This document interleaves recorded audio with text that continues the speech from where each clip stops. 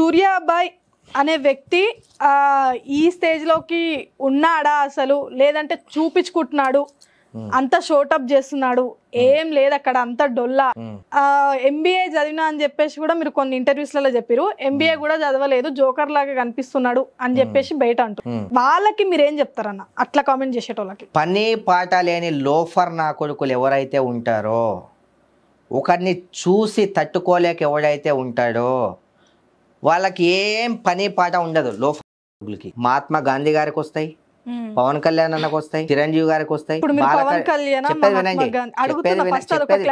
చెప్పేది వినండి మీరు. ప్రతి ఒక్కరికి మనం నచ్చాలని రూల్ ఏం లేదు. సరే మనం బిల్డప్ కొట్టుకుంటే ఏం చేసేది ఉంది? నువ్వేమన్నా మనం చూస్తావా? వచ్చి అన్నం పెడతావా? ఏం పీకలేవుగా. నేనేం కొట్టుకుంటే నీకేంద్రా?